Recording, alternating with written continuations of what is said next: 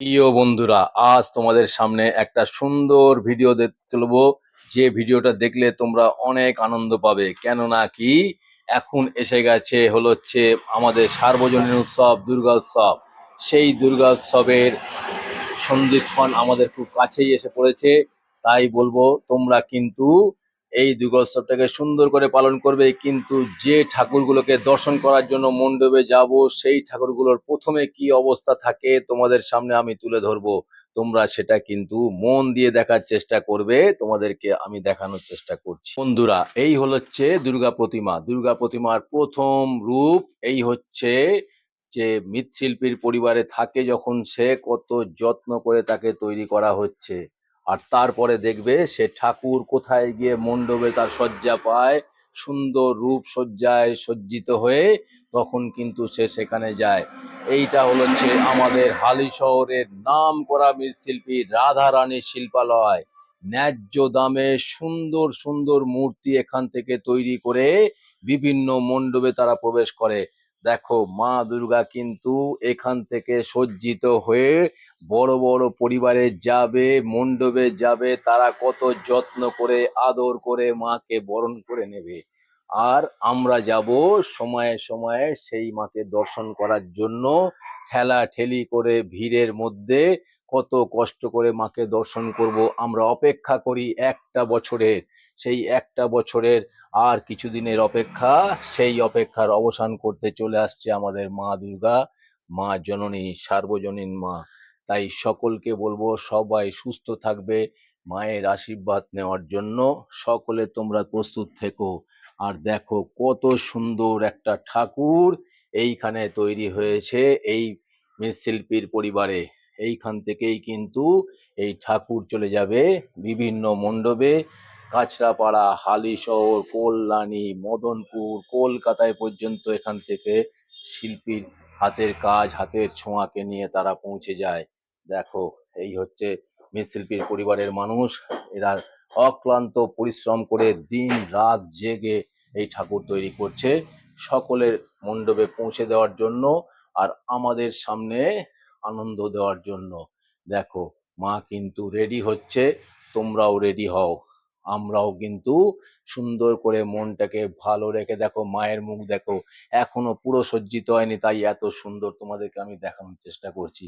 অক্লান্ত পরিশ্রম, চিন্তা করতে পারবে না যে কি পরিশ্রম করে এই ঠাকুর তৈরি করা হয়।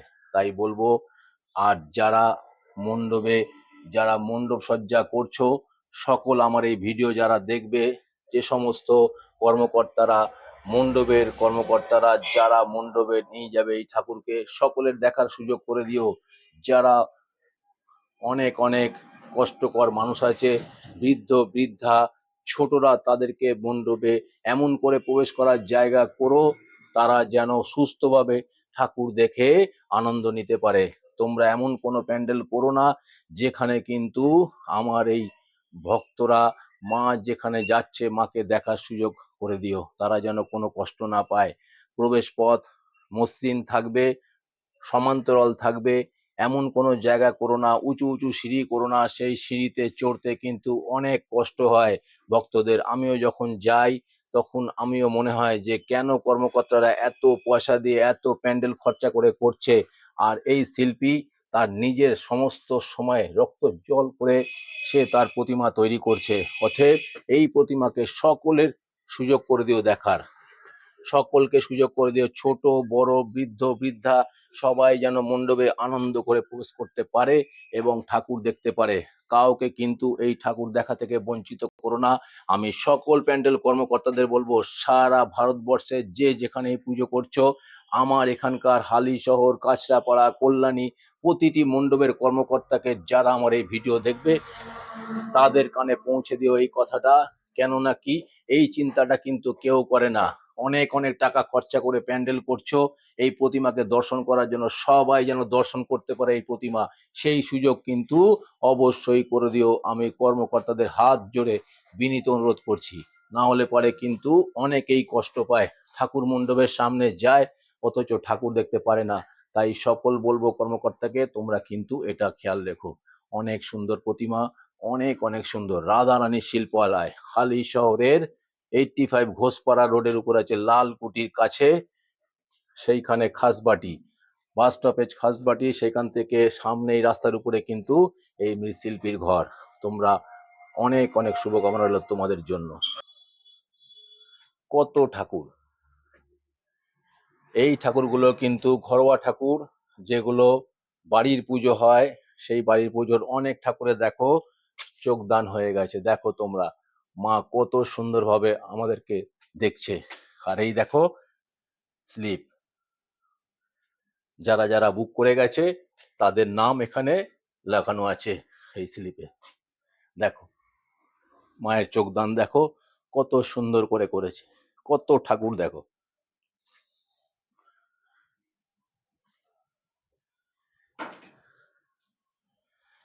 আসল জিনিস দেখো এবার তোমরা, এই হচ্ছে ঘরোয়া ঠাকুর, যারা বাড়ির পুজো করে সেই বাড়ির পুজোর ঠাকুর কিন্তু এখানে প্রস্তুত হয়ে গেছে। তোমরা দেখো, দেখো তোমরা এই মা দুর্গা, এই কত সুন্দর তার রূপ।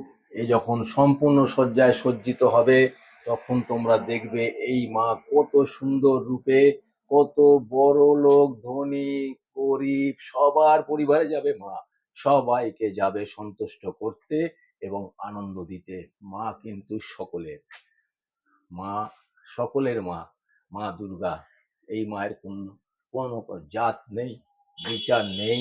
মা কিন্তু তার সন্তানদেরকে সকলকে সমান চোখে দেখে। তাই বলবো যে মাকে সবাই তোমরা বরণ করে আনন্দ করে নিয়ে যাবে পরিবারে, দেখবে কত সুন্দর লাগবে। আমি তোমাদেরকে এই ভিডিও এখন দেখাচ্ছি, যখন মা দুর্গা আমাদের রণসজ্জায়, রূপসজ্জায় সজ্জিত হয়ে যাবে, তখনও তোমাদের সামনে আমি তুলে ধরবো যে মৃৎশিল্পী কত কষ্ট করে তার এই প্রতিমা তৈরি করে, আর তারপরে এই প্রতিমা সকলের মণ্ডপে যায়, সকলের বাড়িতে যায়, কত আনন্দ করি আমরা। তাই বলবো এই মৃৎশিল্পীদের ন্যায্য যে মূল্য আছে সেই মূল্য যেন আমরা চুকিয়ে দিতে পারি। দিন রাত এক করে তারা কিন্তু এই প্রতিমা তৈরি করে বলেই কিন্তু আমরা মণ্ডপে প্রতিমা দেখতে পাই, আনন্দ করি বছরে এই কটা দিন, অপেক্ষা করে থাকি সারাটা বছর। তাই সকলকে বলবো এই মৃৎশিল্পীদের খেয়াল রেখো আর মৃৎশিল্পীদের সম্মান করো, তারা যেন কোনো কিছু থেকে বঞ্চিত না হয়। সকলকে অনেক অনেক ভালোবাসা রইল, সবাই ভালো থেকো।